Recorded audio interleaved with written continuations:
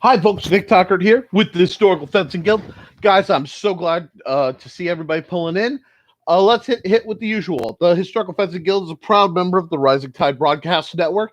A Rising Tide lifts all ships. These wonderful shows are here for your amusement. And yes, I know my high-tech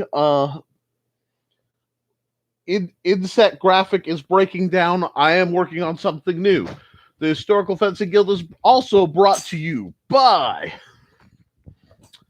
the Simple Sword and the Fighting Axe, available through Amazon. These are my take on learning and teaching the art of swordsmanship in simple, plain, easy to understand language. We are also supported by Luke Stone Studios and the Hybrids, the Sons of Gods RPG. The Quick Play is actually been put out in a limited release Kickstarter. So the link for that is in the bottom. Some folks who saw the Indiegogo didn't like Indiegogo as a platform, so they asked us to set this up, so we have set that up. It is also brought to you by my amazing Patreon patrons. And in a moment, as they're rattling on in, you'll get to hear about what they think, what they're doing. We're a big family, and it is wonderful because you guys help me keep the lights on. And with what I've been doing, I can start making it better for the people I train who couldn't afford training otherwise. What I do is something that most people charge a vast sum of money for, and those who know don't. So let's hit the comments real quick, and then we'll get going on what's on my mind. So we're joined by Steve Clausen. He says, new is good. He says, happy stream day. Foxy says, evening, everyone. And Sydney Kep, the beautiful Sydney Kep, says, happy Friday. I'm going to announce, and I'm just a little dysfunctional. I will announce right now that there will not be a live stream next week. I will actually be attending Stef Mari, who is one of our guild members and one of my patrons' wedding. So I will be wearing probably a nicer Hawaiian shirt and going to that. It's been a few hundred episodes since I've skipped one, so I hope you guys don't mind. I'll try to set up something special tonight for you guys in the lead up. I have a very busy week ahead. Now, let's get talking, folks. We have a lot going on. I'm doing that thing where I do a whole bunch of stuff. Wow, I look all discombobulated in the background that won't apply now, but when it's revealed will matter a lot. It is setup time. Normally I would do this in the spring, but illness and situation has prevented it. So as we get closer and closer to when I can say, hey guys, we're having practice, come on down to my local-ish guildies, we'll be able, I'm doing the groundwork for what will make it better. I'm very excited. So I'm going to talk a lot about how to set up your practice area tonight, assuming we don't get some more cons. I've also been in communication with Christian Dorse over at Purple Heart Armory. I'm working on something again, and we'll see how that works out. And I spoke with the people at Superior Fencing, and I may have ran into a snag for part of my master plan. We'll find out this and more as the evening goes on. First off, on the docket, let's talk practice, folks. I don't know where you are practicing, okay? Maybe you're just doing drilling in your home by yourself. Nothing wrong with that. Some of my favorite martial artists they open up a space, they do their drills, they do their solo work, and then they're done. Maybe they, I did get a bit of a scratch on the forehead. Now, maybe they get living room or basement. That's what we're working on in part over here. But what makes a good outside space? So people who've been following this a long time know I relocated a couple years ago from a place where I could not hold practices, and it was very limited. And then I went to a better place, and now it's too darned hot. Foxy says it's too darned hot, and that makes a valid point. when we are dealing with practices, especially here,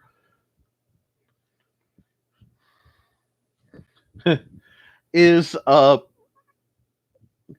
it's important. So we have to build up to it. Now, since I can't fight with the people I want in the layout of my home as it is, and my garage is in no condition for anything right now for other reasons, I'm redoing my list field to the point I actually went out and I pulled all the sticks, took down the ropes. I'm going to redo all the list ropes because they've gotten battered. I may replace the list poles. My plan was to go down and get some new materials to bolster the list field. And I've made some orders and I've been looking into some things. So I started to think, well, if I'm redoing my list field, maybe I should talk about what makes a good list field for my viewers. And that's something that might be interesting because you, at this point, may be setting up or modifying yours. So the first thing is the field itself. You optimally want a bare minimum of about, I like to be 15 by 15, but 10 by 10 can work, space to spar with at least short weapons, outdoors or with a high enough ceiling that you're not going to hit anything. Beyond that, it needs to be flat. You optimally want a fairly safe, comfortable surface. Grass is usually fine, but better would be something like wood chips or something, or optimally would be something even better like the rubber flat mat that you can tumble on. It's like they've started developing this material out of used tires for no speed potholes. No, you don't want potholes. That's one thing you have to check carefully and weekly. You need to check if there's mole holes, if there's been erosion, if something has changed to your outdoor list field. This is that, but so you want optimally flat for the primary field. Melee gets different, and we'll talk about melee space versus training and sparring space. You want this flat area. You have to think of it as a physical classroom. Okay. You want to be able to control the elements as much as possible. Now, I personally don't like it covered if I don't have to be, because one, it limits what can happen overhead, and two, it limits training under the sun. One thing I definitely teach my students, and it's something we frequently discuss, is that if you are working outdoors, you're never unarmed. Never, ever, ever are you unarmed. Even if you're stripped naked, you're not unarmed. You have resources. Okay. Foxy says ours would be dirt because it's too hot and too dry to water. So not much grass that's worth the name. And you know what? You're in Utah, as I recall. You know what? Pea gravel, very fine, can give a good, stable source. Steve's laughing. I'm glad Steve's laughing. But as long as it's steady, you're not going to skid around a lot. So it's the difference between an old, compacted bit of gravel road versus, a new one where it's skittish. So you need to think in terms of that. The next thing is your boundary. You want a physical boundary marker, okay? This is to keep the spectators, dogs, kids, etc. out. It's to keep the swings safe. Yeah. You want to keep this whole area. Yeah, the dirt is solid. I've been out in some parts of the Southwest and such, so it does. Yeah, I understand what good hard packed dirt is. That being said, assuming you have that laid out and you know where you want your list field, you want a minimum of 5 poles, not 4. People will tell you, you just put your 4 poles up minimum, if it's smallest field, run your ropes and you're done. You want... Hello, listeners. We're running another message to you from the little town of Foxy Bluffs. Yes, Foxy bluffs where the lights overhead are only usually helicopters. Anyhow,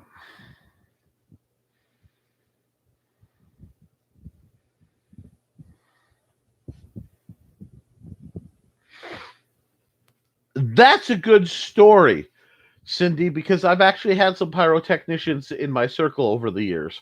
I always end up in the same circles. But so you want this, guys, you want this to be nice, flat, and demarcated. I like for a reasonable, low cost, fast, and portable system. Menards has 4 foot tall fence posts with a metal spike about this long that you can step into the ground, and they have clips that you can run a rope at different levels to make an enclosure, a paddock, if you will. They'll flex on impact pretty well. They stand up surprisingly well. And last I checked, they're only $1 something a piece. So it's a really good resource that's really safe. But you want 5 of them because you want to leave about a 3-foot wide gap for entrance and egress at one of the corners. This is where whoever's marshaling or refereeing is also going to live just outside of a lot of the time, depending on the fight. And people say, well, I'll just step over the rope. I'll just step under the ropes. Trust me, if you've been going at it for 5-6 hours, multiple sparring sessions, the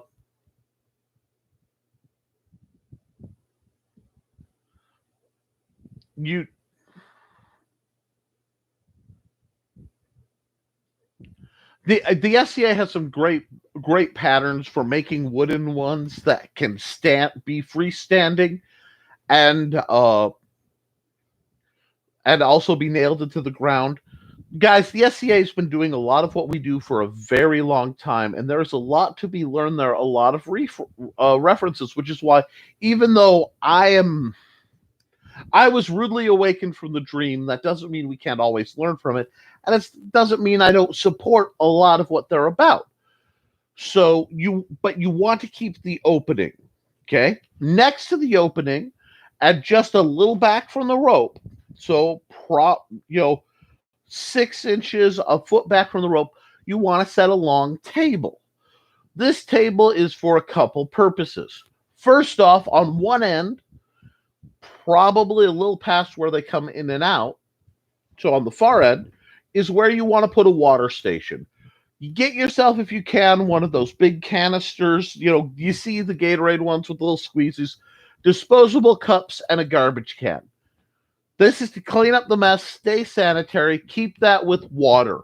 If you have any doubt, just keep it with water in there. Maybe put a jar of pickles next to it.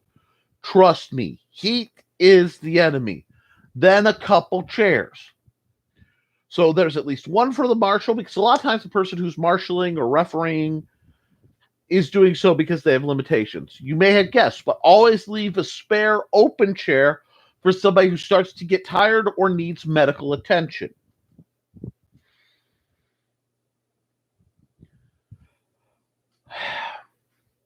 Hi, John. So you want to be set up. So let's go back over it. We're talking a lot. This is important, so I'm laying it down a little more coursework style. You want a flat, reliable, preferably soft enough it won't kill you. You don't want to fight on asphalt if you don't have to. You don't want to take damage for a stumble if it can be avoided. Eventually, I dream of having that slightly spongy playground material that I've seen in some parks. It's gorgeous stuff, and it's very stable to run on, move on, whatever. It doesn't impede, but it absorbs impact. Wonder of the modern era, and that's something I would love to have. So you have the ropes. So the other thing is that table is for weapons. When I say weapons, I mean training weapons. Never, never, never live steel. Guys, I religiously wear a neck knife everywhere. When I wake up in the morning, my neck knife is on. If I'm on the field, this neck knife is around my wife's neck. No live steel. right now, Steve. Okay. When I get after I get some other major quote type things done around here, I will definitely look into that. I'm not even kidding. If you're saying get a quote, I will try to get a quote. But because I'll have to find where to get it. But then again, I know some people in construction who probably could get the answer for me. You want a boundary. Now, right now, obviously, I'm operating a very temporary system. I like to be able to take it down to mow, etc. Eventually, I would like a wooden framework just to make a more quality containment system. But I'm not going to do that till I see who's actually coming out and actually training. How much I invest into it will be proportionate to the good it's doing. So it's going to go through iterations again. Now, we have a containment system. We have tables for weapons. The tables have to be reached. You want one by where they come in and one either on the opposite corner or an adjacent corner for them to put their shields down. We switch styles a lot, and you don't want to just be flinging weapons into the grass. You want them where they can easily be seen because of what we're going to talk about later for safety, and again for children. Because as I believe Thesis was talking about, somebody was swinging around their weapons and with their swings had to put a stop to things real quick. The nice thing about a table is they also give that 30-inch buffer for swings over the rope, because the rope may not stop a swing. A lot of what we do here with me is more fencing oriented, so it tends to be more linear blade work. But when we bring out a mire fighter, especially greatsword, you have to realize that roughly at head level, that thing is spinning across a large space, and that's why we need large flat spaces for those styles. Incidentally, it's why I get funny about those styles when we talk about them for adventurers use.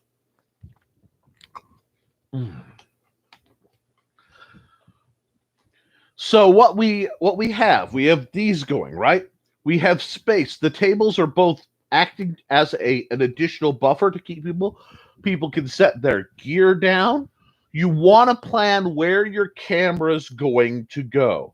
Oh, Nick, we don't want to I don't care if you never broadcast a fight. I want you to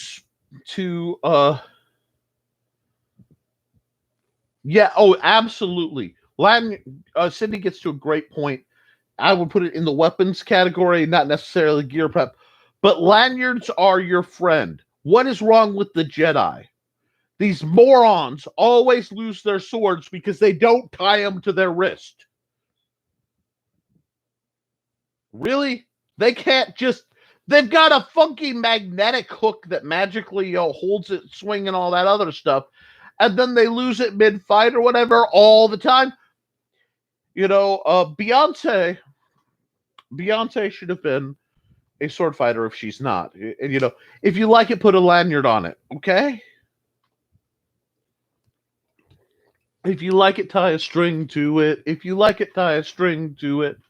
Oh. There we go. Now, getting back to the list field. Point retention. Well, yeah. You're right. On that one, Steve makes a wonderful point. If it has a retention ring, you might not need one. That's why the Hello Karambit is such a popular weapon in these circles. Oh, well, yeah, snag your sidearm. Absolutely. Who doesn't love that for that? But for the purpose of stick fighting, I try. I do try, Foxy. My goal is to be as delightfully obnoxious as humanly possible. Am I out of slushy?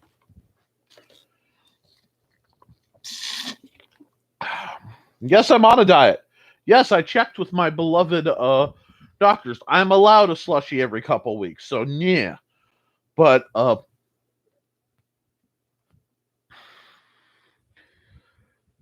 so let's go back, because I got to rewind, because this is important stuff, guys. I know I'm not usually doing my chatty fun bang bang stuff. I'm talking about what people need to know. So we'll get through it.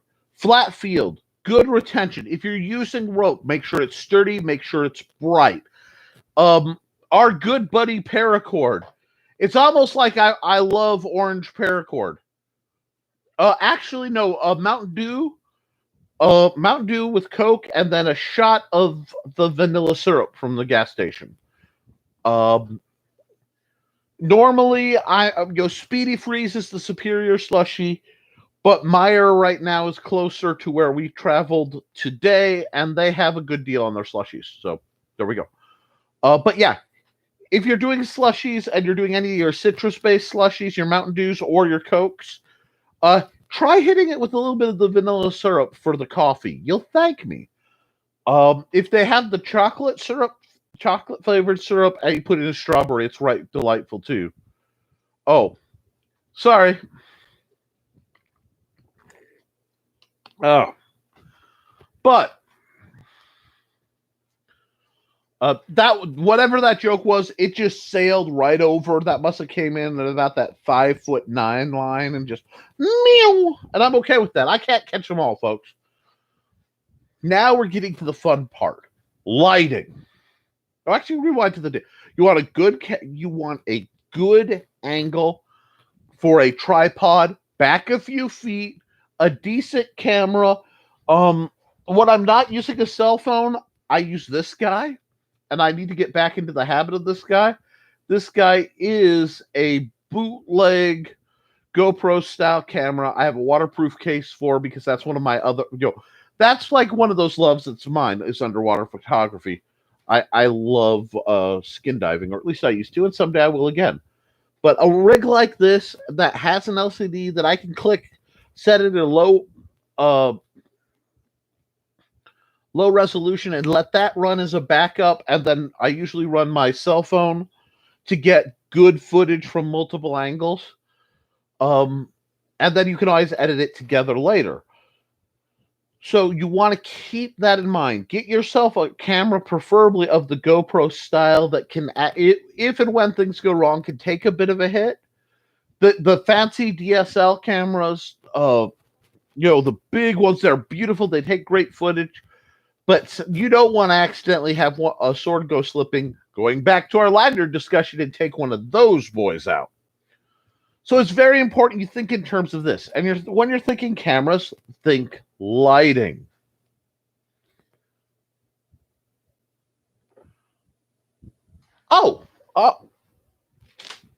Cane Sword Trainer. I'm putting it up, so don't let me forget it. That'll be on our later topic. I love answering questions. But getting back to where I was. Because I know this isn't exciting, but it's important. I've been doing this a long time. I've made a lot of mistakes. It helps you not make mistakes. Hopefully in the near future, I will have my setup reset up, because this is the longest I've gone without an active list field in a long time, and I'm kind of dodgy. It feels sacrilegious. But there are two types of lighting, okay? There's overhead, and there's marker lighting. The overhead lighting is just that. It shines down to let you know where everybody is so you can see them. A lot of the older videos, you'll see my old custom rig I made with a LED spotlight, some PVC, a lot of extension cord, and zip ties that ran afoul of a lawnmower after the move, so I have to fix that. But outside power can be a problem. So they have some wonderful higher power, solar-powered, movement-based LED lights. And I've been experimenting with purchasing one or two, and I'm going to be playing with those as an alternative so it doesn't kill my electrical bill, and it still gives good lighting. You want it to be high enough on something that's out of the way, that it's angled, that it's not going to get in people's eyes. Now, we're going to get into that. What we also get into is something that came in the mail, and of course it came a little beat up, but we're going to talk boundary marker lights. Now, I went and I ordered a very special style, a very simple, and I'm going to see if these work as well as I hope. These are flat.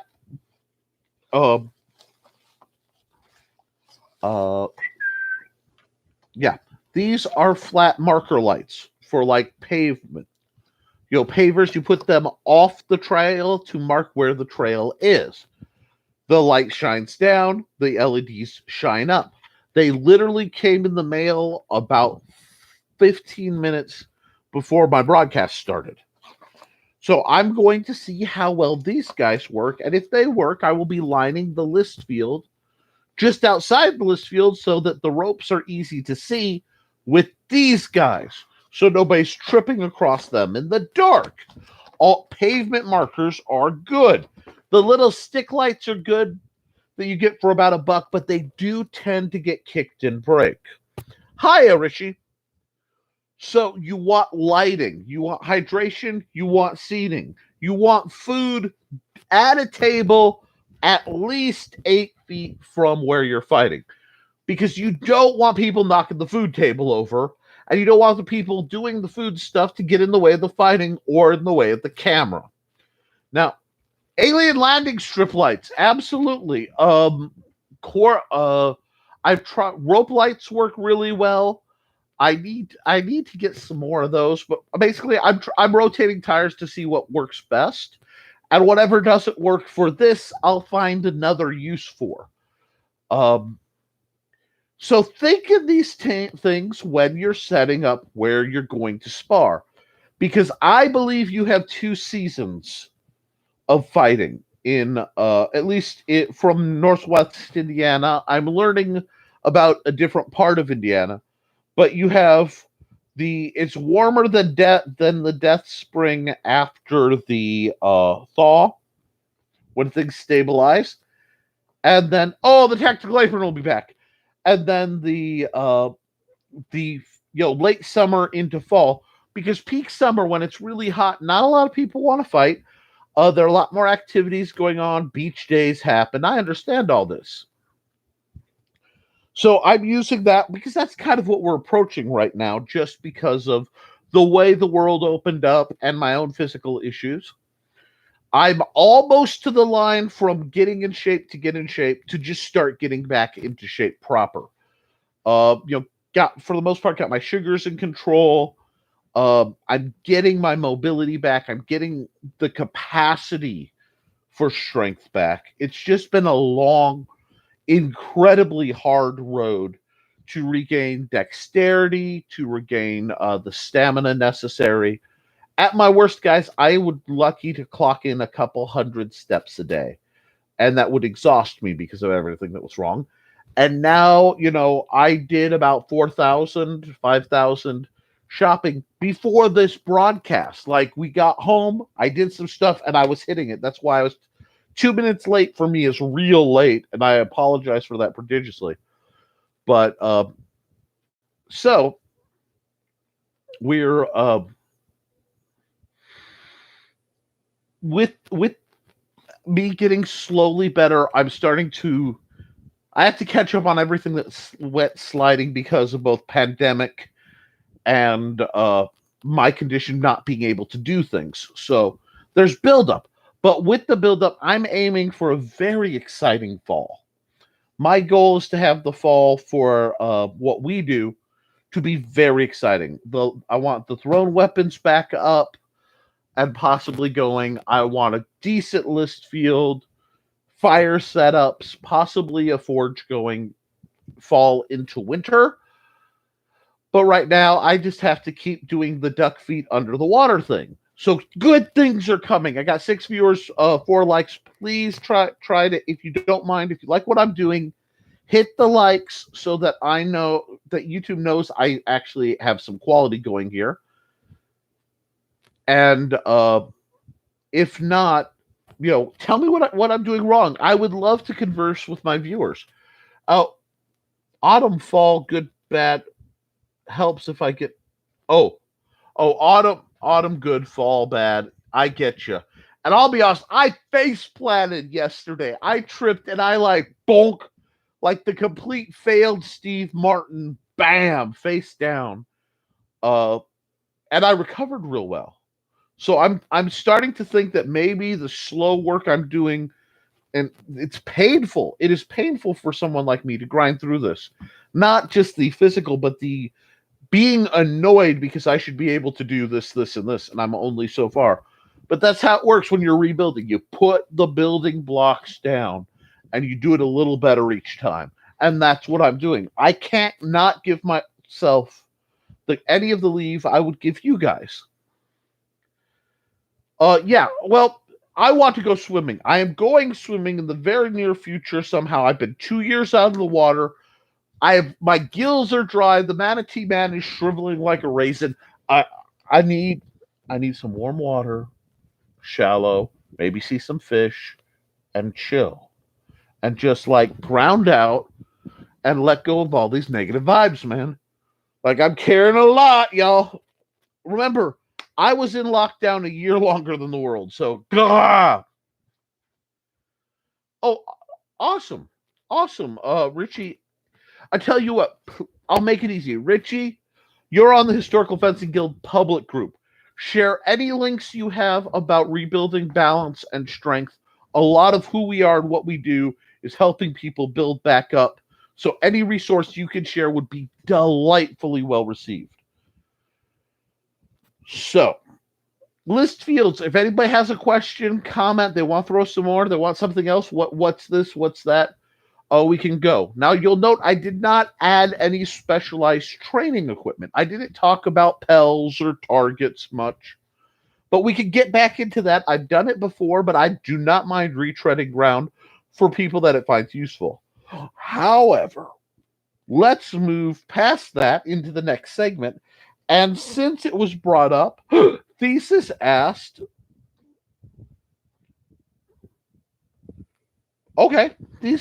about my sword cane trainer. One of my better things to come out the 2020 era. This is my personal sword cane trainer. I haven't really gotten to play with it much. I'm going to go completely over its construction, what I used, what worked, what didn't, how it's made, how you can get one.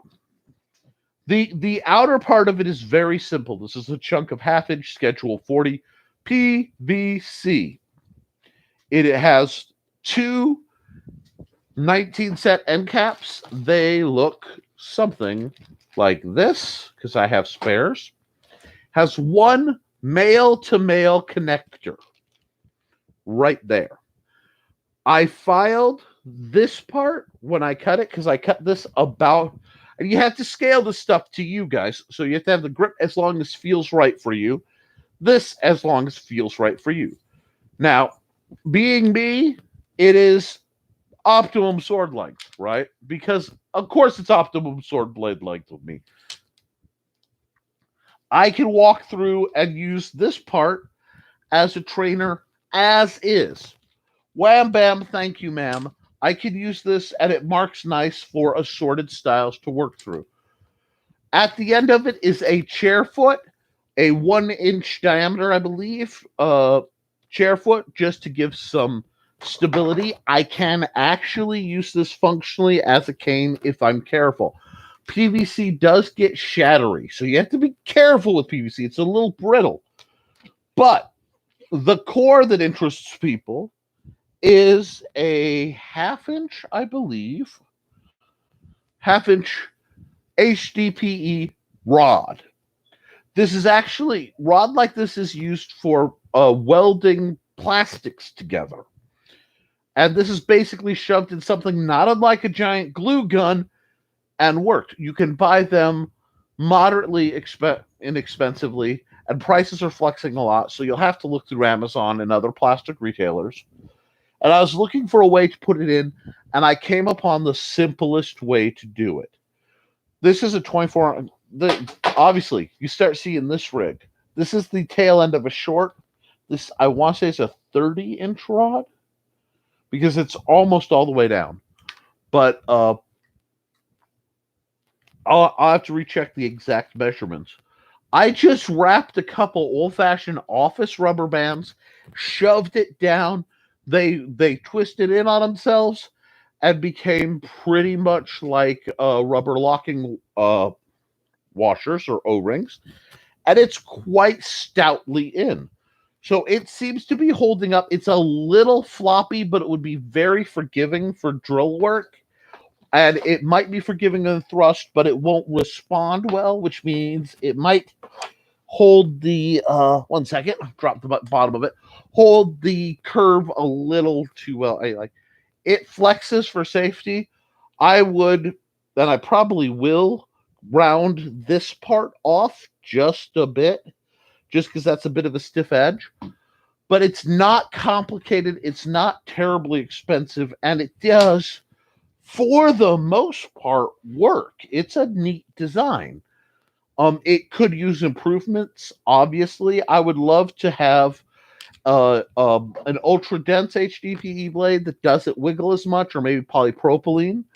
I would love for the plastic. I mean, something rigged like this, but with like a carbon fiber or sturdier as the core plastic could be great, or maybe that Mark Forge 3D printed stuff. So I hope that is a healthy walkthrough on my sword cane trainer.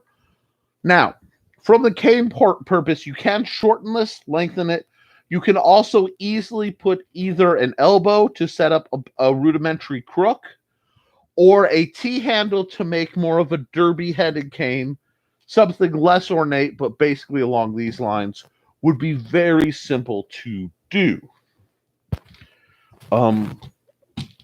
It is one of my, it's oddly one of my prouder creations. So, Foxy and Thesis, I hope that is, useful information. Let me see. And let me double check. My live chat keeps switching to top chat, and I don't need top chat. Oh. What else could you, if you can't find or afford the HDPE rod? Well, one, I got it through Amazon, so if you let me dig through my orders, I can send you the exact link to see if you can afford it. Easiest would probably be just a wooden dowel rod of the same dimensions.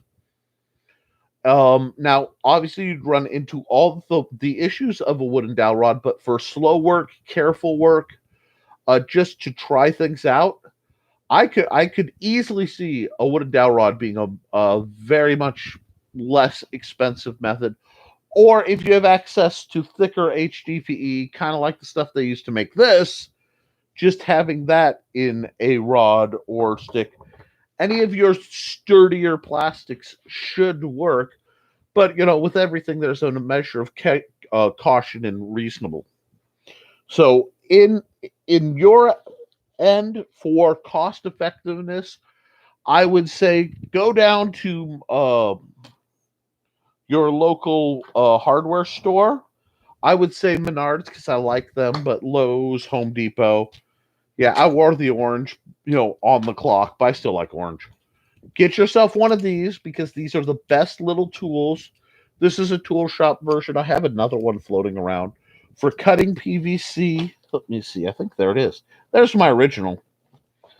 I've had to buy others. I don't know where I got this old dude. This is my original. This is that.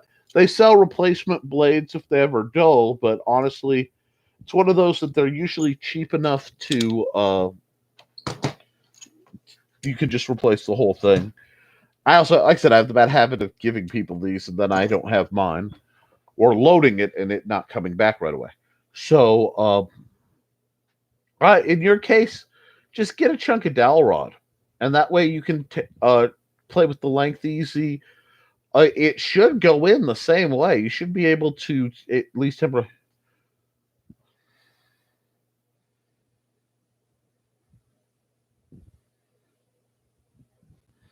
Awesome. You could also use fiberglass if you're careful, but understand fiberglass splinters ugly. So I don't like to recommend it, although I've seen it done. If you use fiberglass, wrap it in strapping tape. So the narrow stuff with the support lines to kind of keep it bundled if something goes wrong. But yeah, I would really say, given your thing, PVC, some dowels, you could easily add like PVC style glue or epoxy. Epoxy is the mother glue of and assemble the thing more permanently. But I would literally try it with the rubber bands like I did because mine stuck this whole time, and that's something that's easily undone if you find you want to switch the dowel rod, the blade out essentially. So yeah, gear doesn't need to be expensive, but boy can it be. So I'm gonna port this over to some of my frustrations in gear acquisition. Um, awesome. And you know what, guys? Either post to me directly or sorry, I put my glasses down, or put it on Guild. How that works out for you guys? I'd love to see your results because usually when I make something as a prototype, the next person makes it really cool. Yeah, and if you go shorter than 48, you can get it cheaper than that. So I think this whole rig ran me about 25, if I remember. I did a video on it. It should be floating around. And like I said, I can double check all the numbers. But wooden dowel, especially for the kind of applications that you and Foxy would be doing, keep it slow, keep it safe. Okay, there we go. But yes, now I actually have been doing some gear research. And to those of you who know, I had a flood that involved a lot of my personal fighting gear. A lot of my personal fighting gear was damaged. I have to go back through it, and I have to have Amanda's assistance to do so. Right. I think I went for 24 inches, and it didn't slide all the way down, so it gave me a decent blade length, especially given the height of Foxy. I've seen pictures and we've had some discussions. So a short should be enough to train her. Also, if you're using it as a trainer for an item you're actually carrying, match the item as best possible. And if you have to, buy the longer one and cut it down, then you have something else to play with. Anyway, so I contacted Superior Fencing, that's supfen.com, because they have the hooded the fencing hoodie, which I'm definitely after a size 2. Well, honestly, a 3X, but 2X will do. Zipper front fencing hoodie, because my hands may not work on some of the other clasps and things, so I'm working on something that would work and give a hood style protection. So I was like, $70 is great, but you can't just order it. You go and they send an inquiry and you hear back from them. With shipping, it would be $120, just shy of double the cost. Now, I do understand shipping costs, but that does tell me that wherever they are, there's a lot of fees, and they're probably adding to it to offset the list price. So I'm back to reevaluating some things, because that's really expensive for what I was looking at. And I'm going to have to go back over some other options, because I hate to say it, $70 I could throw at a new jacket, and if it didn't work, it wouldn't be that bad. But 120 is a lot of money. That is a lot of stuff that I can't really justify. You are a giant techno Viking, Richie. And yeah, Foxy is a hobbit. But so I have to reevaluate closures and things, because I've been doing this for 20 years. I don't know how much longer I can. I would at once in my life like to have a full set of gear that feels like it isn't just cobbled together. And there's nothing bad saying about cobbled together gear. I instruct people how. I'm writing a book on how to cobble together gear. Heck, I just got through talking about cobbling together training gear. But I don't know. Maybe I'm jaded, but it would be nice to have a set of armor that fit my needs specifically. And that's kind of custom. So it's something I'm working on. If you think I'm being arrogant or if you think it's hubris for me to be looking for these things, comment because I don't want to act out of lane here. But there's also the matter of keeping myself safe to do it, and I'm just not like I used to be, guys. I can't walk on the field and risk having my ribs broken again. So I have to figure it out. And that's the challenge between finances and wanting things that aren't necessarily on the market. I've had jackets made. We've experimented with them, and I may have to do that again. I may have to talk to my wife, and at the kind of prices they're looking at, I may just have to yet again get a very custom rig. Yeah, stimulus money went to taking care of a lot of things. It kept us fed and stuff, and it solved some problems. But we so we're working on that. Now, that's the kind of negative, that's the kind of bummer. I will keep advised, and I'm going to keep looking in, but that does tell me it's not as good a deal as possible. I'm going to ask around, and again, I'll talk to our good friends at Purple Heart Armory, and I may need another custom-made jacket because zippers, small buttons, small zippers, and because of some of the dexterity loss, especially when I'm tired, it's like I'm getting more back, but it goes away with my personal battery. So practices will be a lot more me doing stuff and then sitting and then doing stuff and just frequent recharges for a long, possibly forever. That may be part of what my new normal is. But we're working on that. Hydration is a big part of it. Okay. Wow. Did not need that.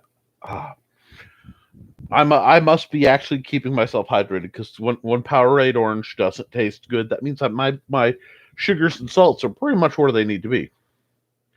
But yeah, and that's what I have right now. I basically have faulty batteries where it wears down, but I'm starting to get where at least I have a relatively quick recharge. It has some ties to old Armored Core games, but I don't know if explaining it would be a benefit to anyone else. Well, see, the problem is I might not be able to get it off the Velcro, John. John says Velcro is your friend. I use 2-inch wide, and it works great. And I might have to. I have some ideas. I just have, like I said, I have to talk to Mandy and see what can be done and what she's up to doing, and what if we even have a functioning sewing machine currently that is functioning enough to do it. So yeah, but it is fast time that I get a proper coat. And if I am making my own gear again, I will be making it from a slightly different perspective of I want to put a little bit more masterwork into my set of armor. But we'll see. Ha ha ha ha ha ha. Oh god. Richie, after the end of the practice, we all have dripping wet fencing jackets. And yeah, see, that's why I have to figure some stuff out. But that's the worst. Now. I have been talking to our good friend Christian Dorse a bit, actually right before the show. And there may be a cup hilt rapier in the works. Now, anyone who knows me knows I love two swords more than anything on earth. I love my beloved cup hilt rapier. With the guard, the remade guard by John Miner that I got from a man by the name of Benny. This is still my favorite rapier. But, dear friends, colleagues, Romans, my Bilbao, which I just had, and it's backwards. That's what's throwing me off. I had to move it for the thing.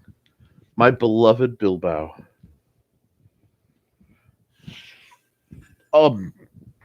This. Oh, I love the sword. I adore this little sword, especially given my increased limits on weight. I love this thing. I want two of them. Left and right-handed. I want a match set that I can spar with. Not two to test. Do you like this? No. Mine. Precious.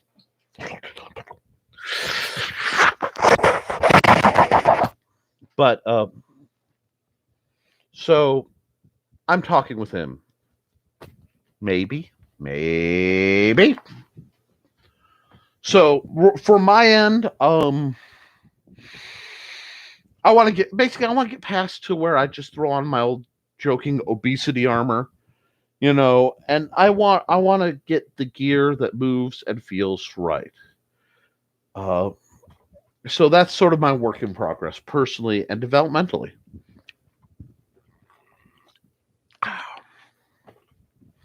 Yeah, that stuff tastes better. I've also, Velcro. Yeah, but you gotta be careful with Velcro. But for me, I have to figure out how my openings will work with my hands and my shoulders and all the different limitations at their worst. So I have to design my armor to be functional for me at my best, but donnable and removable for me at my worst. Because, and we're going to talk about this a bit, as well, we're close enough to the second hour. We're a little early for this, but I'm going to do it anyway. I want to thank my patrons, because my patrons at patreon.com/The Historical Fencing Guild are part of what they're why I can keep my lights on and why I can keep doing this. Thank the folks who've been reviewing the simple sword and the fighting axe. That lets Amazon know what we're doing, that the book has value, so it gets out to more people. Yes, I do make a little money, a very small amount of money on these, but I do it because I want to help people, to get the message out there. And I've had people, oh, really? Then why don't you just do it free? I'll tell you why. I don't do it free because if I do it for free, no one takes it serious. I've tried it. And if there is no cost, people take it totally for granted. They don't think it has value and they throw it aside.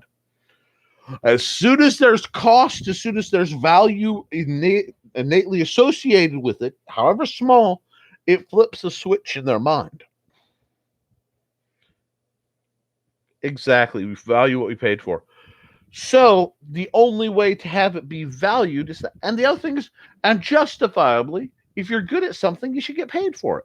That's fair. That's, we get a lot of twisted version of capitalism thrown at people. I believe in crazy things like equivalent exchange. Now, I might not get paid in money, but I get paid in something. If you do something, you get paid. If you put in the hours, well, exactly, Richie. If it's free, it's got to be crud, because why else would they get? Only a lunatic would give something away free that has value. Unfortunately, they're not factoring the fact that I'm nuts. But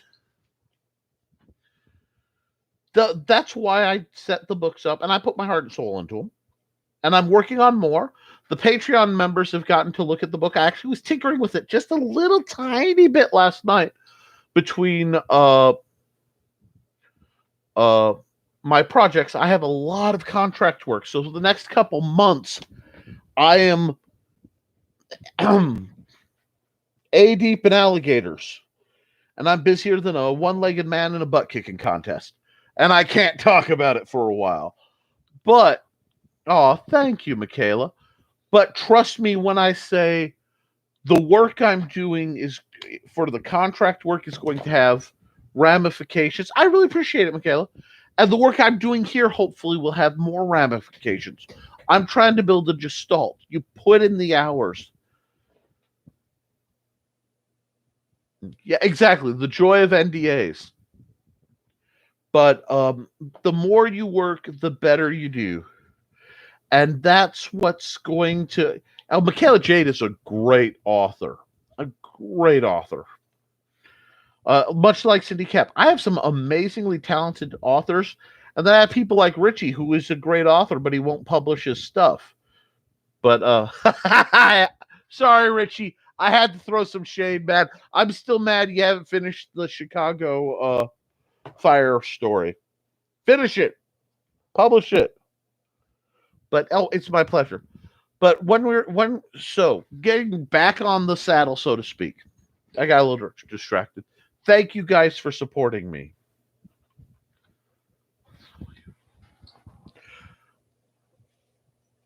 Steve, no. Anyway, but I understand, Shiny. I have ADOS, attention deficit. Ooh, Shiny. But part of what the book I'm writing for that my Patreon members are getting to see between all this contract work, because I have to have like relief projects or I go insane, is basically addressing the issues that are at hand, how to make your own gear, how to get your own gear. And I find myself as I'm redoing the research to kind of update it. I mean, I wrote The Simple Sword several years ago. So, updated info is always a good idea on some of the stuff. It's got me thinking, and that's why I'm looking at renovating my own gear, because what we want in gear is modularity. We want... John, it doesn't need to be great for normal people. There are far more abnormal people that are out there than normal people, and the abnormal people buy stuff. Normal people are watching the pre-generated sitcom that requires a laugh track to let them know that something is funny. Write, publish, promote. I almost said RPP. Right. R is for rotten. No, but write, publish, promote. Write them up. Put them up on Amazon. Plug them. The worst that can happen is nobody buys it. But you completed something that puts you light years ahead of somebody. It's just so write tech. I know you write manuals. I know what you do for work, John. Write a version for the public that might help people. Try watching the shows without a laugh track sometime. That's terrifying. But we got off topic. Reading, writing, arithmetic, the 3 R's. But while we're here, back on track. So I am hoping that there is a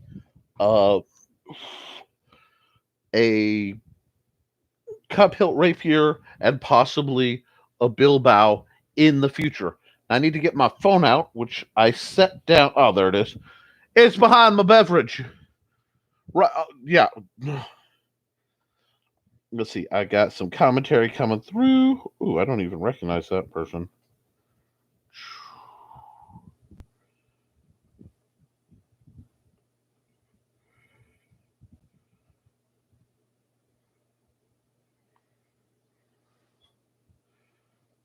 I'm gonna have to look at that. I got comment from somebody I don't recognize, so I'm not gonna follow that link. But there was something that I found on our good friends PHA that actually I'm glad that Richie is around. So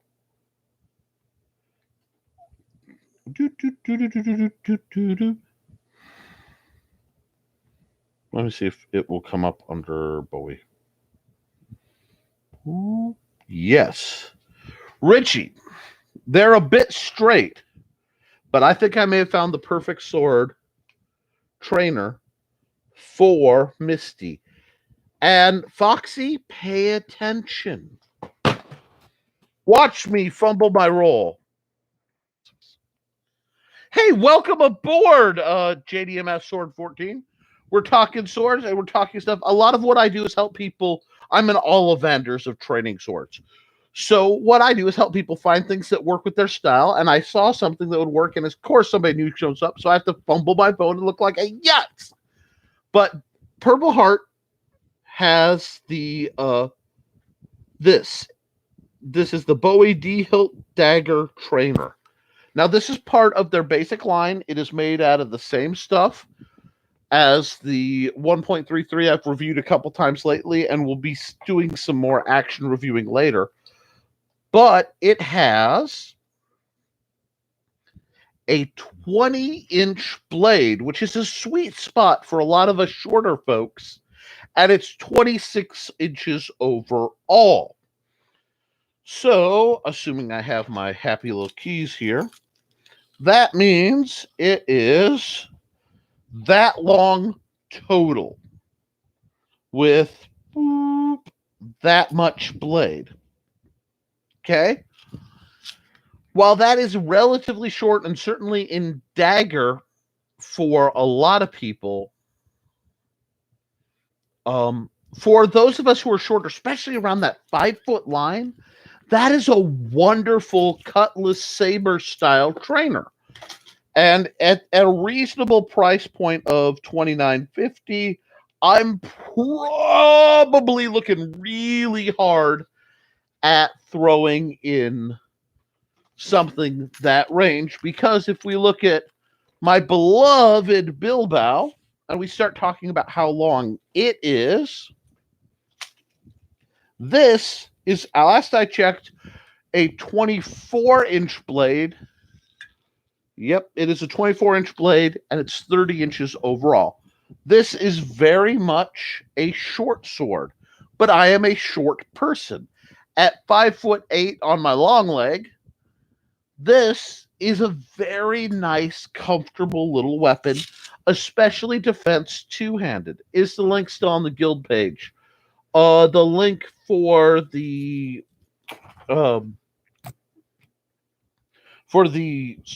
trainer or for the channel? What are you looking for, Steve?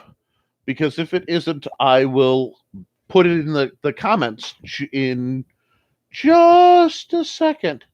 Now, please be careful about sharing links into the comments externally. YouTube likes to block that.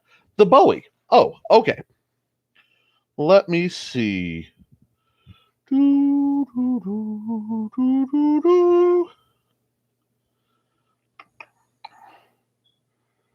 Let's see.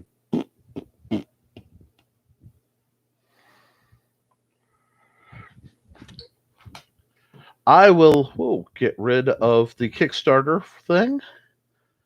Let's see if we can get this to work. If I get bumped out of my own feed, I apologize wholeheartedly. PHA. Bowie.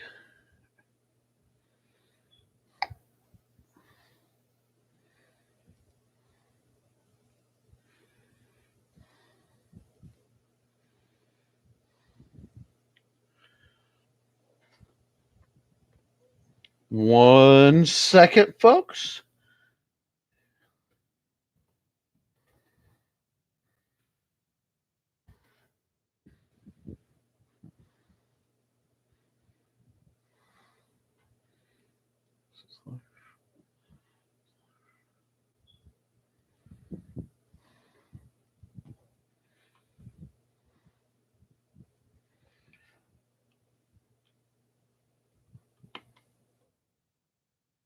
This should be the link for it for the folks looking for it. Let me just go boop, get rid of the Twitter thing. And bam, there you go. For the folks looking for that trainer, there is the link.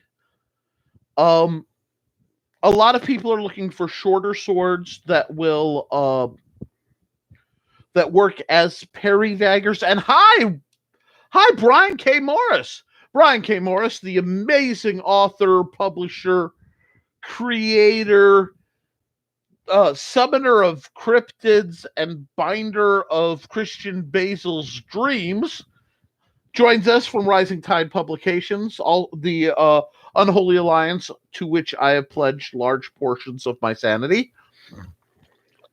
But to the folks looking for that, because I'm always looking for things that are going to provide a measure of hand protection. Hand protection is key when you're getting into what we're doing, and that's a really nice. I like to keep things sub $30 whenever possible, always sub 50, especially with the trainers.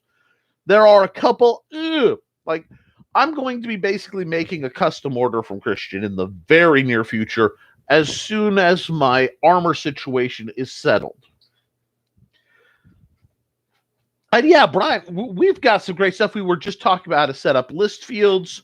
There was some discussion on homemade sword canes. The link failed? That should not have failed. Okay.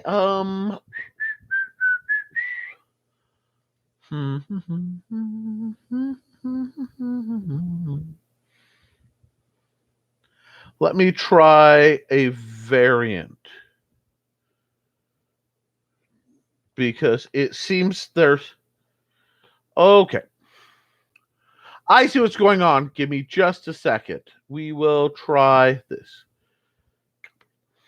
No, YouTube is not being a gooberhead. Actually, my affiliate link connection is off. So I will send you the version without my affiliate link because apparently there's something glitchy in the way I'm typing it up. And I'd rather have you guys get a proper product than get, money for it. But yeah, I'm hoping Brian K. Morris is at a convention in Louisville, and I'm so jealous it hurts. I just unfortunately have some obligations. Now, I am at the hour mark. I've got a lot of people. I want to remind you, next week, I will not be live streaming if all goes well. I will be at Stef Mari, our patron Stef Mari, our resident goblin goddess, his wedding. So hopefully at this point in the evening, I will be enjoying some time with actual people, including guild members, like face-to-face talking. This is a thing I used to do with people a couple years ago, and I'm rather excited about that. I also, in the next week or so, will be working on a very special project related to that. And if it all works out, and it should, I'll probably have a video releasing around the time of the wedding, a little after, that won't have spoilers, so to speak. But good stuff is coming. You guys know I've always got a scheme in mind. I also have an itch.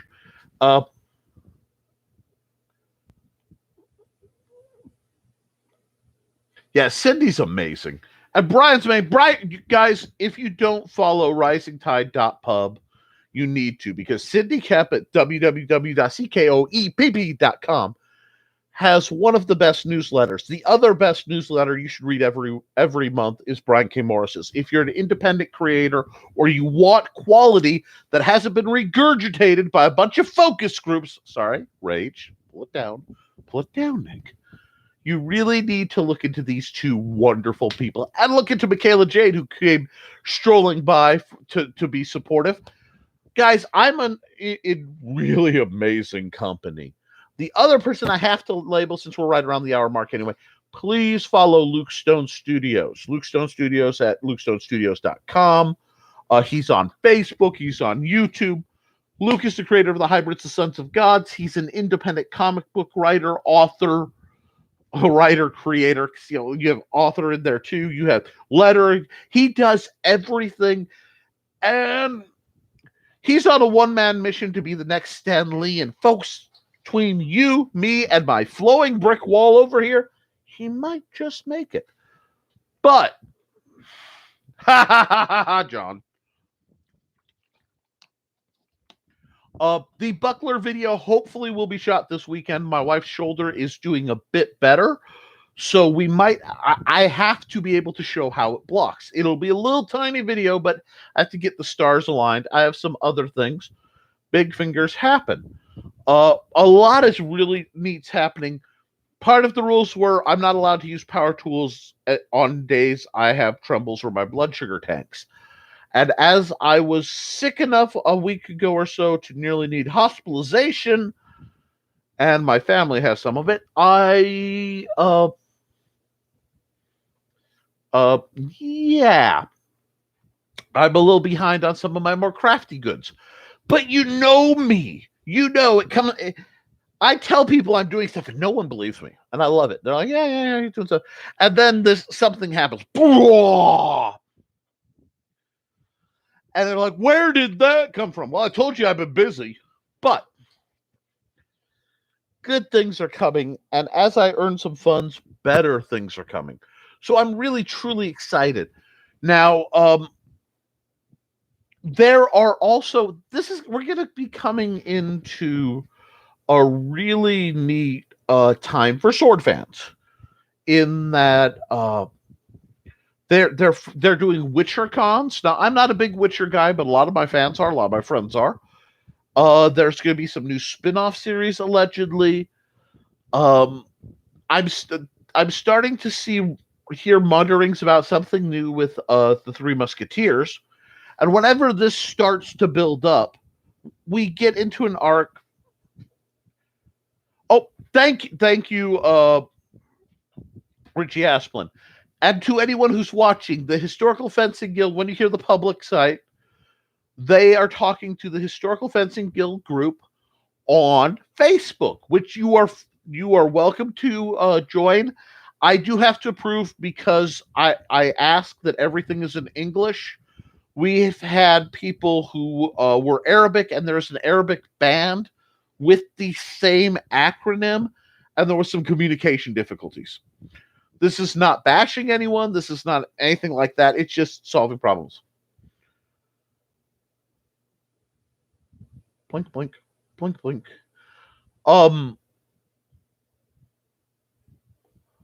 Steve, I missed a line there, but anyhow. Okay, you're talking about The Witcher. Sorry, just for a second. Oh god. The problem is I know the actual lives of a great many of my friends.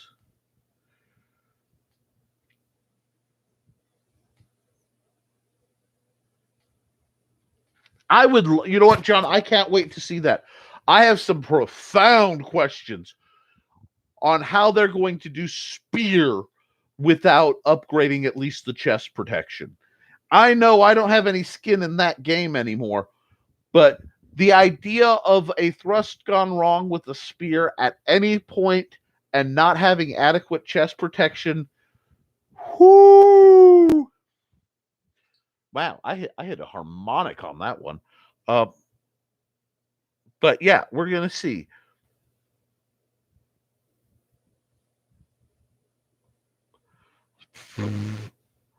But yeah. You know what? Sidney Kemp says, I hope they don't just remake the usual tale again. It's like Robin Hood and Batman. We've had enough of those. There have been some interesting retakes on the Three Musketeers. But my point. Okay, rubber spear. It's rubber spear only. So would the Purple Heart Armory rubber spearhead be legal? Because now I'm curious. Because some of the HEMA groups are running hardened plastic ones, but oops.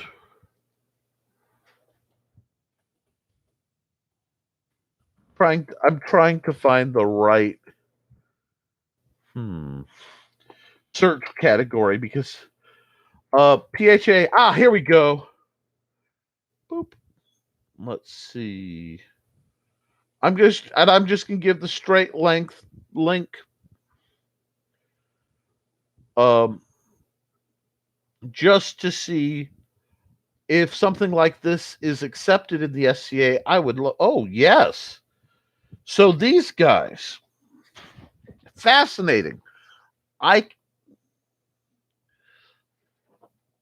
Okay, yeah, see, getting back briefly to the Batman thing, the quote unquote horrible Batman movies are like a fishing show.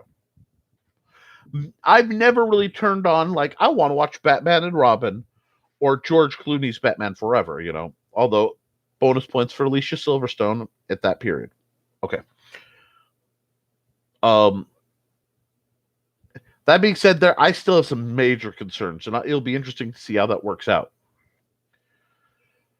But I've never not turned them on. They're fun. Whiny rich emo sadist. Are you talking about Batman or are you talking about Black Panther? Anyhow, remember that shirt in incognito mode? Oh, yep. I would have put a spear-length cotton swab in their hands. The seldom seen Cindy burn. There's a faint tickle of puns on the breeze, and then it just comes in like an intercontinental. Oh, that's what we're talking about, folks. No. Like I said, I love the dreamers in the society. They're just some members in there that I've had conflicts with that I will rise above because somebody has to be a better person in this mess. And I am definitely going to, as I'm the person in this, try. Yeah, a lot of things happen. There are some of them I wouldn't trust with my, shank here.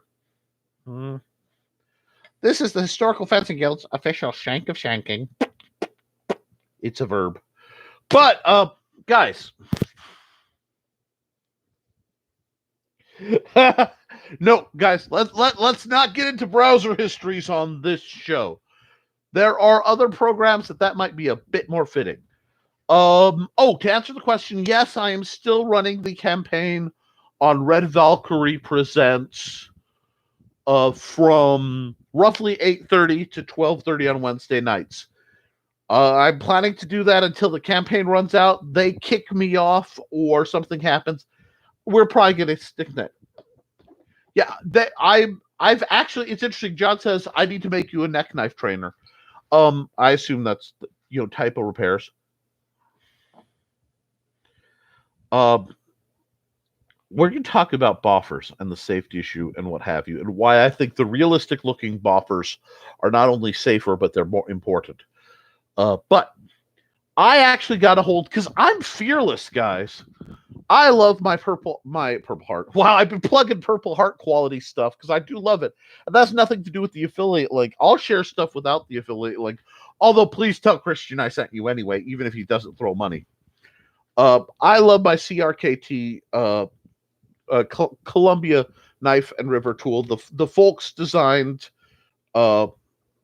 minimalists are my favorite knives ever.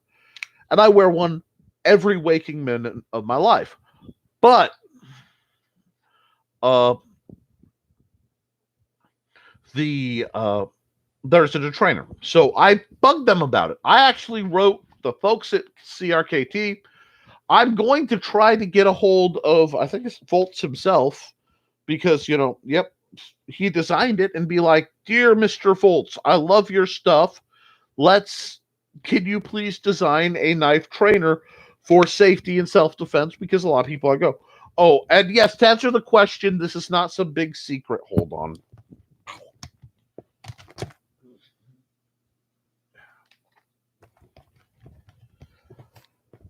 Whew. Okay. Sorry about that. God, I feel so naked right now. People have been asking me, what's the medallion? I am diabetic.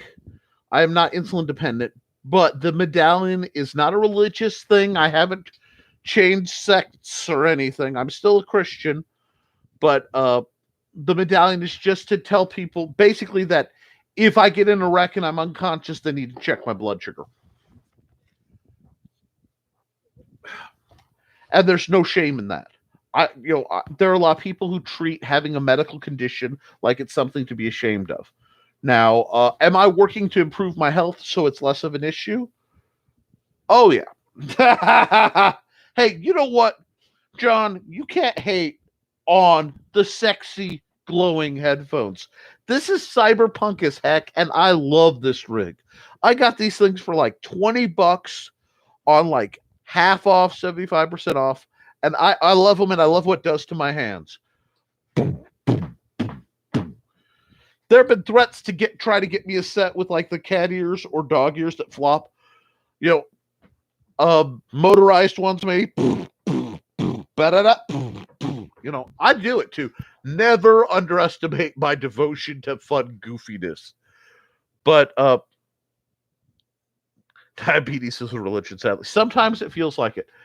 But I'm not at a point where I have to regularly check my blood sugar because we talked with the dietitian, and she's like, you know how to handle low blood sugars and recognize them better than anyone I've ever met. So you just keep doing what you're doing. She actually made me eat more protein. She's like, what you've done is everything right, trying to get healthy. You should have lost weight. You're going to take this pill, eat your protein. It's awesome. Oh, yeah, I love those things. And yet, why am I talking about that? I want to normalize that. Okay, I want to normalize it. I have malformed hips. I have malformed ankles. I have neuropathy in my hands and in my legs. In my arms and in my legs. So I have degrading functionality. I know this. This is something that is part of what I am. Oh yeah. Ooh, maybe rig like.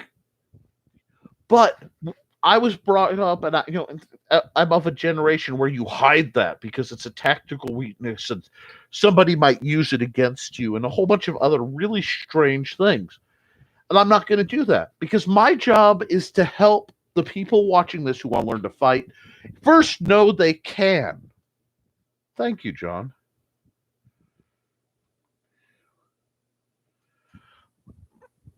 Okay. It looks like I missed part of a commissary, but I'll get to that. But part of it is I'm going to fly my flag, guys, so that you never feel bad about flying yours. No bunny tail for me. I have a great bum, and my legs are fantastic, but a bunny tail would be advertising too much. Anyway, but all jokes aside for this.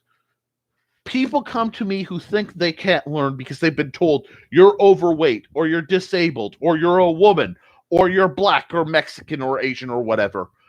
And I've had people literally come to me and say, I want to learn, but I can't. To which I say, why? And they say, I'm in a wheelchair and I can only lift a couple ounces.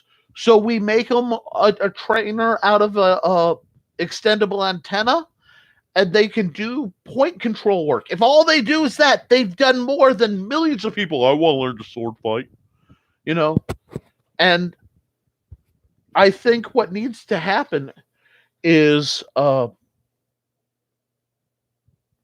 that we have to embrace that. It's okay. It's okay to say, I'm overweight. I will never be svelte. If I were in my best body, I still wouldn't look like Captain America. I'm 5-something. I'm 5'7", and I'm 5'8", and I'm built stocky. I'm going to look like a hobbit, and that's okay. We need to accept that.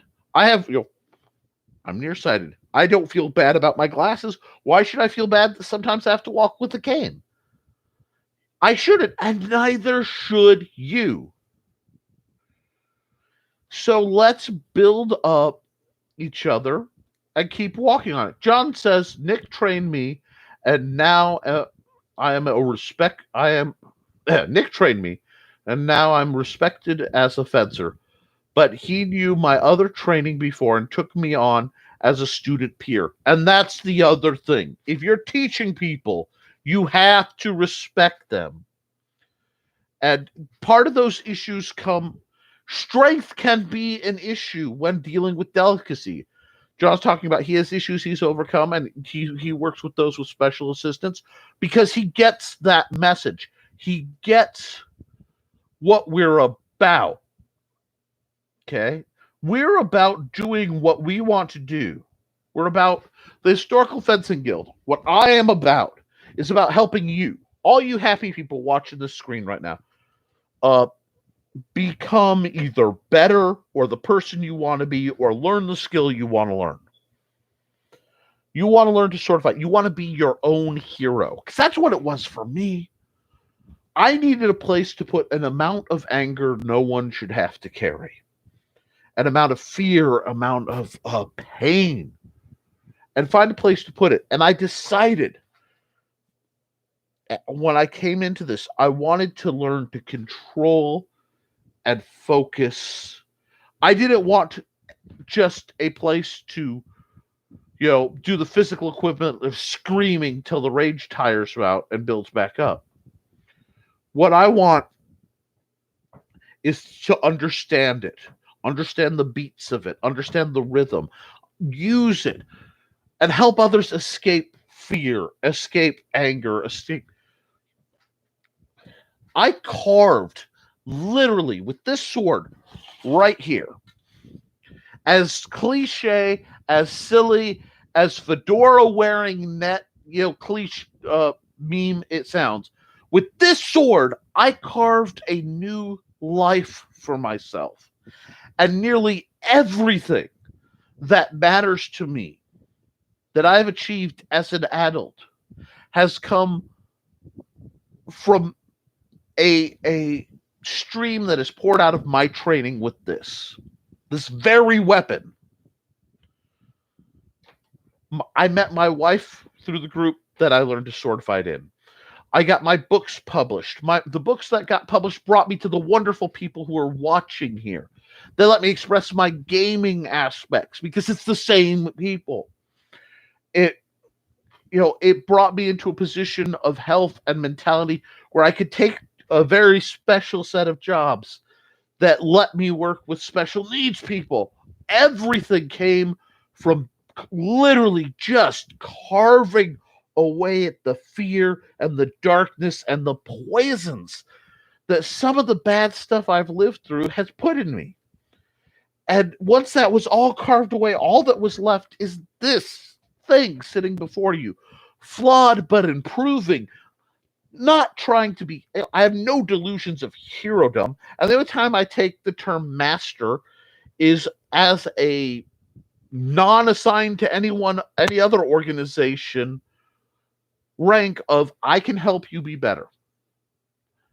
No, I don't carry delusions of grandeur.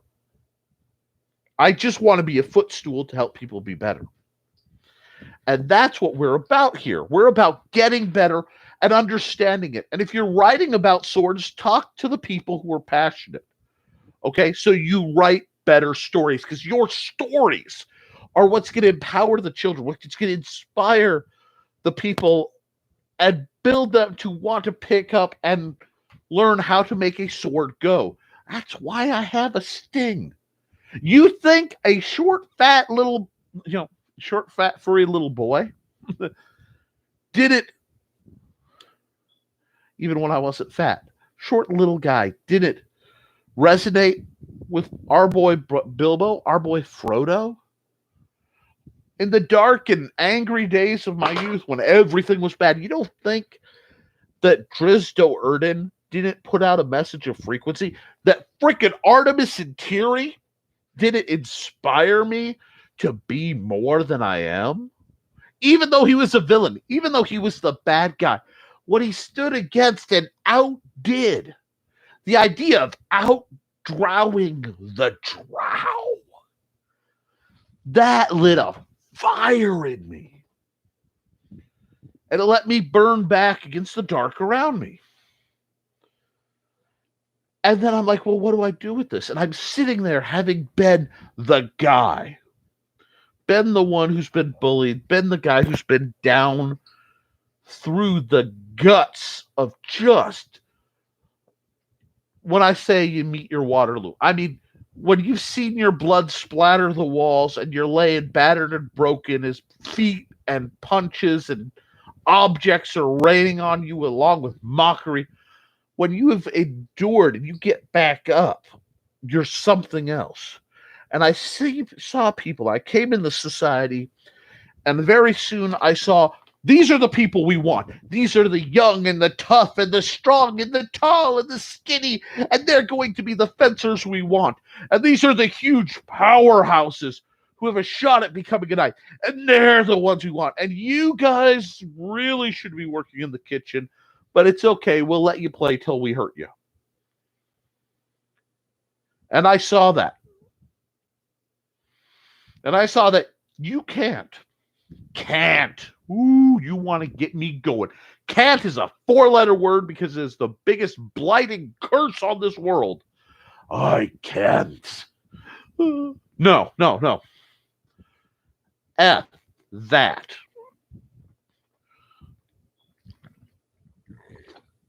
So what I did is I took I was assigned, and it was meant as a throwaway. Where I was working, the group was split. The guy who was teaching me, whose names I don't say, was put there, and he would take the people he thought had value. But he couldn't discard everybody because he'd get in trouble. So what did he do? He got, hi, I'd like to help. Well, will you work with them? That keeps me busy. And it gets them out of his hair so we can focus on the real potential. The ones who have a talent that he could barter in a aristocratic system as currency. Talent and education are the currencies in a group like the society that they use for political power a lot. And while all that's going on, got these people like, well, they're not going to go anywhere. You know what I did? I helped them go somewhere. I helped them when they didn't want to, or they came in and they're like, that dude's ego. How can I help you find your fight? And they chose my path. I am so honored when somebody chooses the path I offer. Because if you can walk the other path, if you can walk through the hard driving sports style of path of and go, and you have the confidence, and you draw the support, and maybe it's the right kind of charisma, the right kind of thing that you're part of that engine. Good for you. Go, man. I hope you go all the way to the goal or as far as you can. Push your limits and their limits. But the people who are pushing a whole different game, the people who are pushing a set of limits that are theirs, those are the ones I like to help. And if that's what it comes down to, I'll pick them every time. Has it cost me stuff? Yeah. Will it? Yeah. Does it mean in certain circles? I mean, let's be honest. I was falsely blacklisted on 7 continents. That takes some cojones. Because don't hand me the black hat and not expect me to wear it. But you guys, and that's what's great about everyone on my list and everybody watching this, has the potential to be better. Maybe not than each other. I don't know. It doesn't matter who it comes with each other. It matters that you be better than you today. And if you fail, that's fine. We'll try again tomorrow. So that's what I'm doing. That's what I'm about. Now, while I've gone on this lovely ranting tirade, my beloved comment list has been going nuts. And see, the difference between my show and, say, Brian K. Morris's show is I can just kind of let them play amongst themselves. And what they're listing off is the things, that inspired them. The Richie saying the banana splits and their 3 musketeers. A lot of us started with sticks. A lot of us started with improvised weapons, and I'm still training. The Sprague de Camp Conan series, yeah.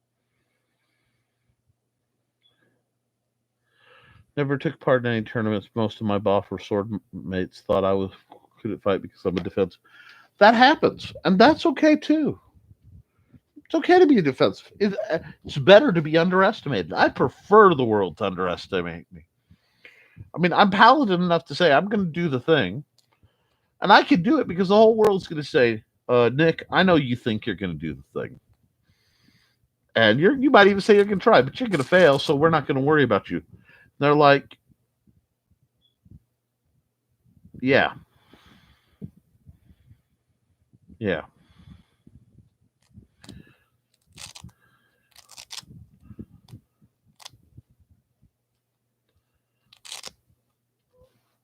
Yeah.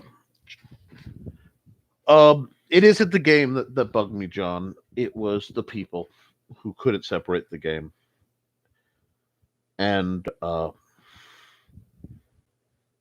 that's the thing. When I talk about honor, when I talk about courage, when I talk about trying to do the right thing, it isn't a persona. It isn't a LARP. It isn't some grand scheme where everyone's calling each other brother, but they stab each other in the back. It's I'm going to try and do the right thing.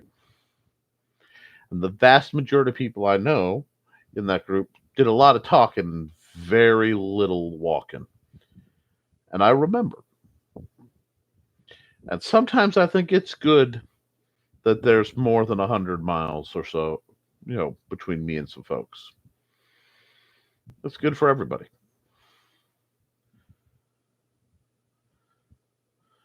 Hey, and the other thing is, guys, and I will tell you, training for sparring, training for turning is entirely different than training for defense. The mentalities are different. I'll teach both, but I don't enjoy defensive, like actual defense fighting. Because the only way to actively defense fighting is to think in terms of instilling pain or injury, and that's not what I'm about. It's cliche and it's naive and it's ridiculous, but I really do believe in the in the concept of the healing sword.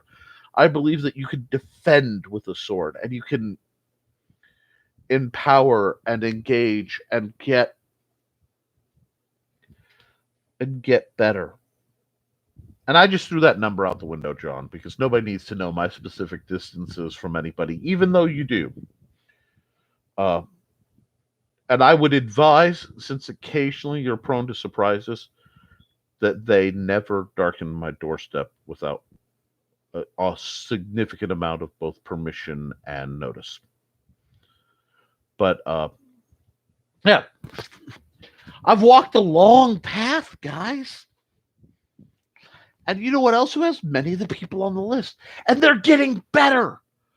You don't like, that's one thing, a lot of people who I know from the past bring up the past. I'm not looking at the past. I'll talk about once in a while. Oh, I know, and that's fine, but I don't have time for them other than as a cautionary tale for others.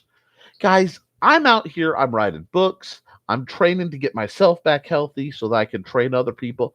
I got folks who want to come out, they want to learn, they want to get better, and they want to get better in their group. And that's what's great. I love when somebody's a LARPy or a classical fencer or pick a group and they want to do more work with me to get something new. Groovy. I love that I can support dozens of groups without being part of any of them. It's freeing, and that's empowering to me because it means, and they found it out. They can't touch me anymore. They can't come and take what I am away. They can't say, "You're not this. You are shunned, exiled, pulled. You are unmade." It's like, no, I'm working here.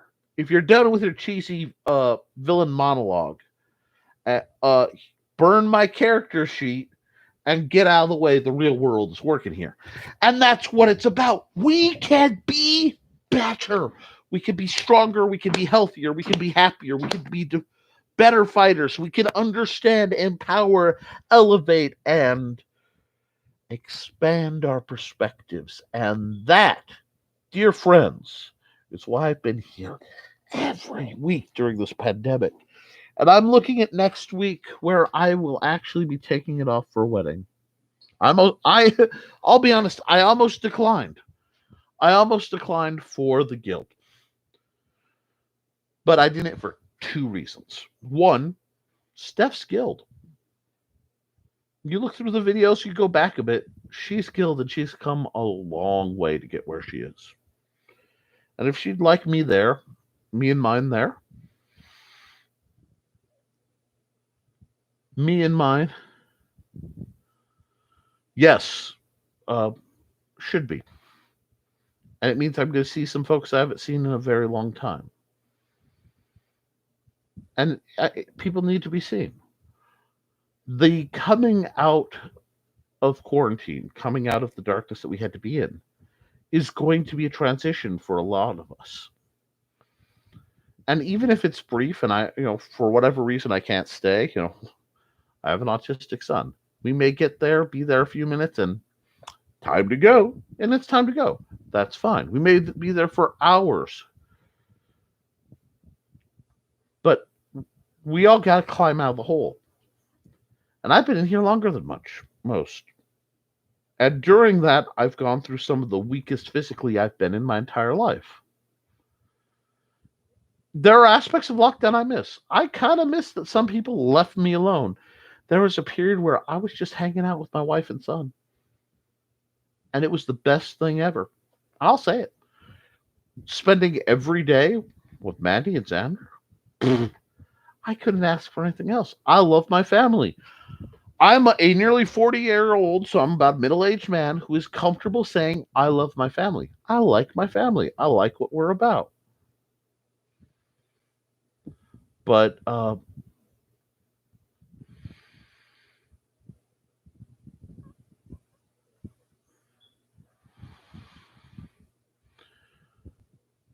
we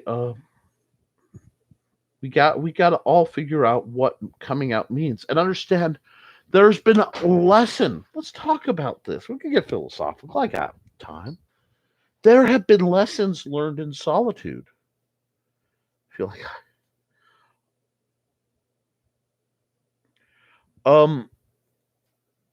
no, John, Steve, you didn't invade. You did not invade. You were very welcome, and you did everything right.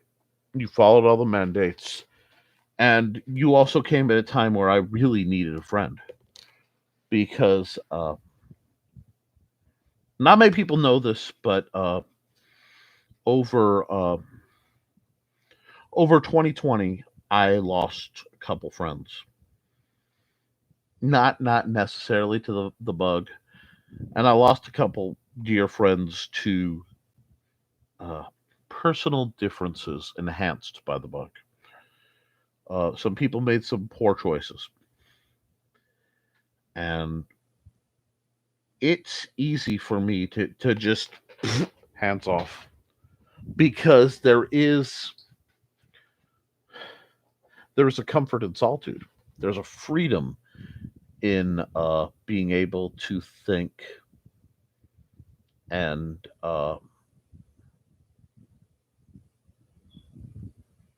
if it's in my power, it would be an honor to attend you guys' wedding. I don't know what my situation will bring. Although I kind of like that. I like that life's an adventure.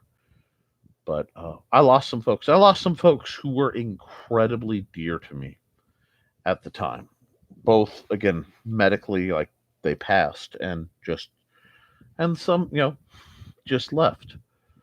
But so having Steve come out and having a couple people I could trust reach out to me mattered. Because I'm the guy who, it might shock you to know that I'm the guy who helps solve people's problems, but I'm also the guy who I don't reach out. It is a flaw. It is a bit of hubris on my part, but it's true. And that's okay because I'm working on that. I've also learned there are a lot less people in this world that I would trust to reach out to these days. And that's okay. My family has a saying: I would rather give it to you than screw you out of it. And there are a lot of people that affection and kindness and assistance. I've been there, and when it was my end, they weren't. And it used to hurt, but then I realized it's just they're not at a point where they can. We're all growing up. No matter how old you are, you're still maturing, you're still growing, you're still evolving till the day you die, and then we long discuss on what happens. But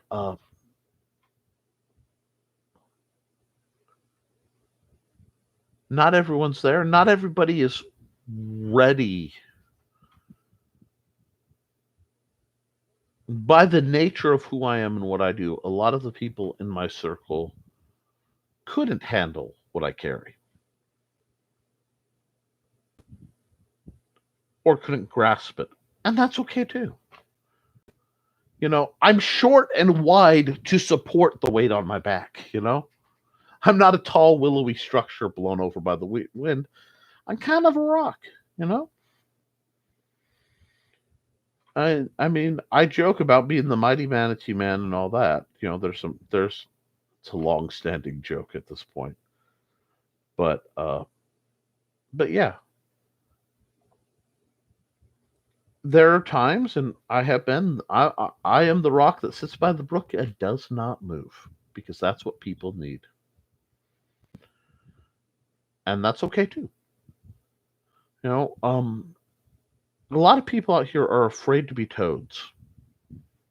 They're afraid that because they're not shiny like the frogs, they don't matter. And being it's okay to be a toad. If that's what you are, it's okay. It's okay not to be a bird. I mean, I can still climb a tree and see the heights. Maybe I can't fly right now. Maybe next time around, if that's how things work. If not, if I get to heaven, I go, cool. I'm still the guy who, if I get to heaven and they hand me a rag and say, start polishing toilets, I'm going to smile ear to ear, because it sure is better to serve in heaven than rule in hell. And yeah, I said it that way because I believe it that way. But no, guys, and I'm okay, guys. I will give you a hint. I only talk about when things get bad after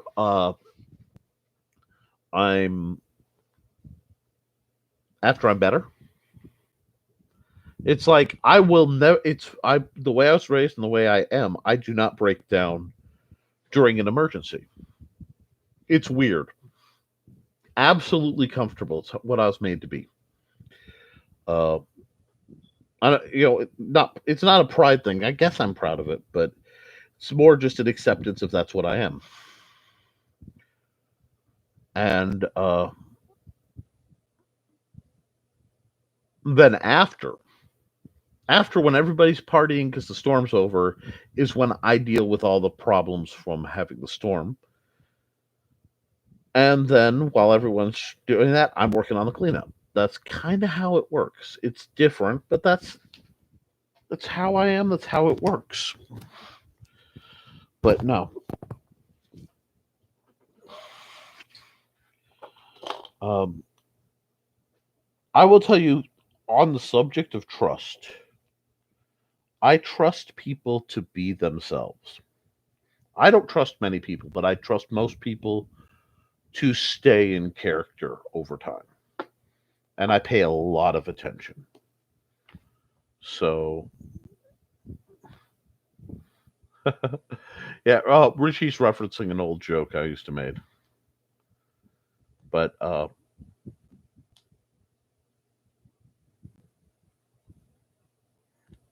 yeah.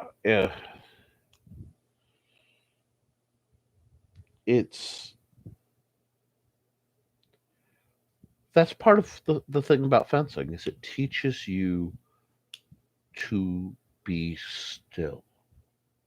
If you're learning to sword fight, if you're learning any martial art, and you really pay attention, there comes a point where it's almost disassociative. Some call it no thought. There's a bunch of words. I don't care about terms. You guys know vocabulary and I don't get along.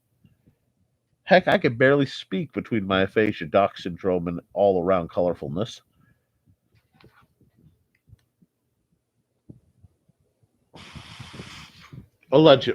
Steve, allegedly, and I've had to work on that one. But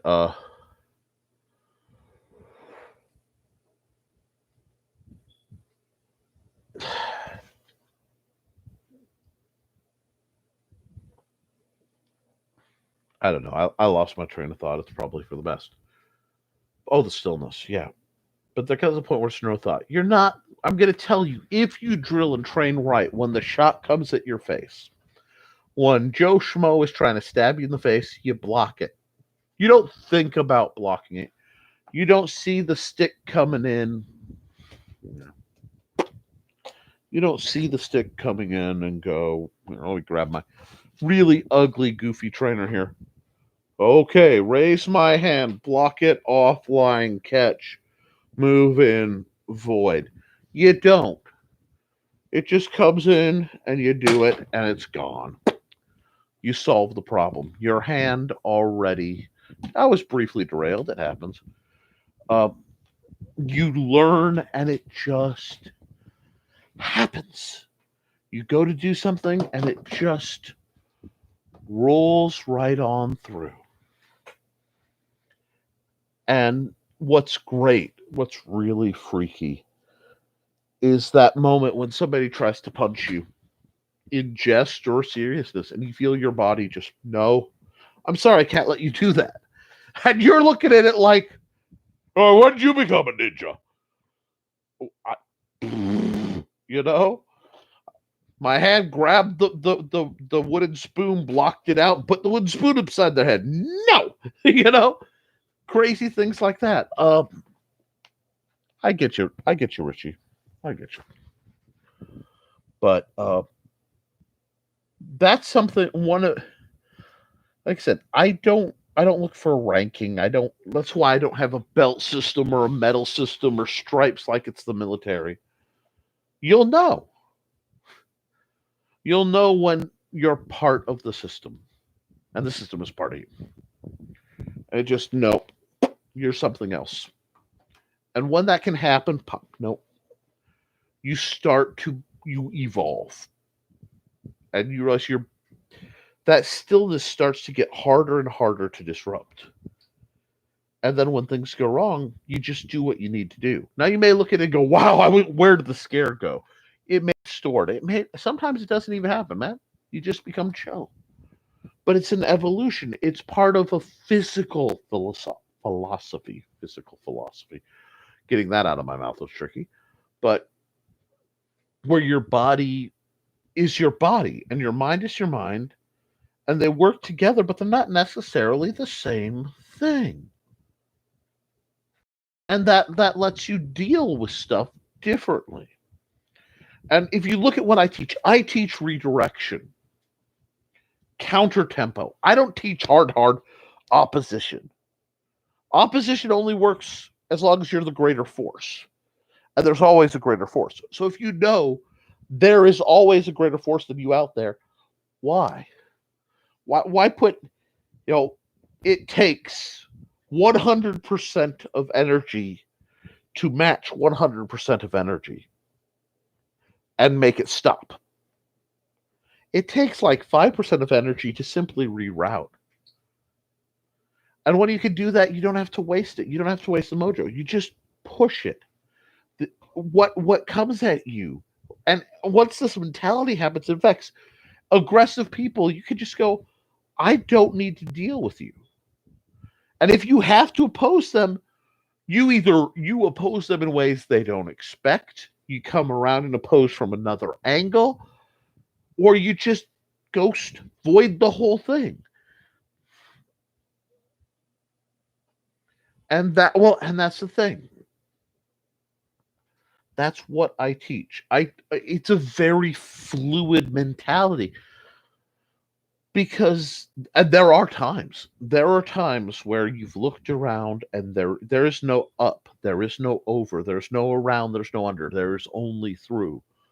But then when every other thing is removed, and if through is your necessity, if pulling all the way back and you've looked through all your perspectives and the only way is through this point, all that time you've been practicing generating energy and you focus it, it goes from a searchlight to a laser.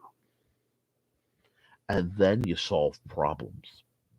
And people freak out because you're solving problems.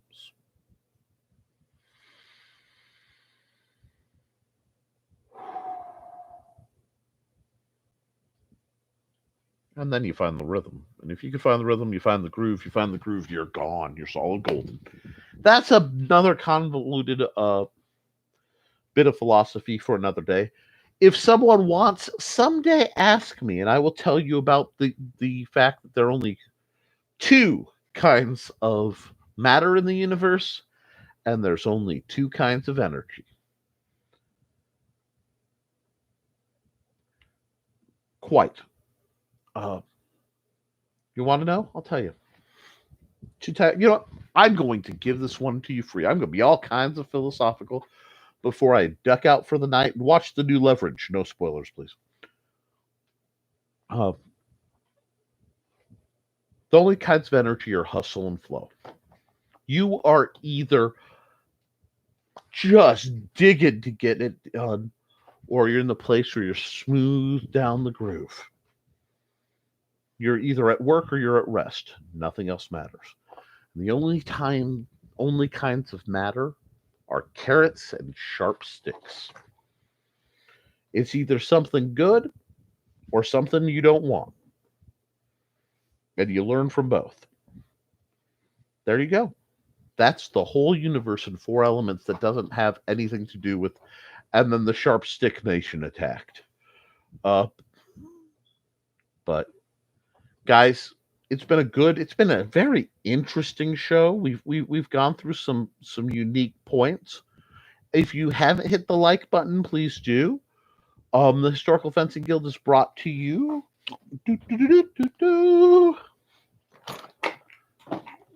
by the Simple Sword and the Fighting Axe, both available on Amazon, where you hear a lot of my fighting techniques. It is brought to you by Hybrids, the Sons of Gods, by Luke Stone Studios. This is in a second chance Kickstarter. If you already supported the Indiegogo, thank you so much. If you didn't, look up the Kickstarter. It should be in the description. We're going to see if there's, if the people who are talking were just talk, or if it can be of support. I'm a proud member of, and yes, I need to make a new graphic, of the Rising Tide Broadcast Network. Please follow these wonderful people on adventures.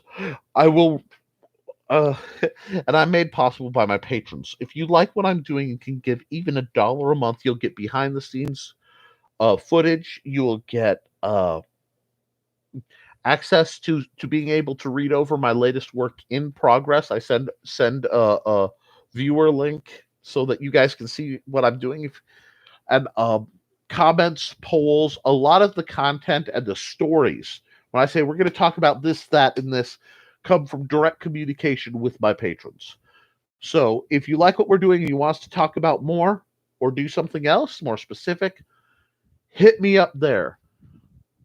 Thank you so much for your support, guys. If you want to be part of a larger conversation, the Historical Fencing Guild's public group is always open on Facebook. And I hope you guys have enjoyed the journey. It has been a bit of a meandering one. I'm sure when I come back after my brief hiatus, we will have a lot more light, fluffy stuff to talk about. Or we can go deep again. I love philosophy. I get kind of repetitive after a while because I've kind of sunk down where, I found where I like to be and what resonates. But I will see you guys not this coming Friday, but the Friday after that.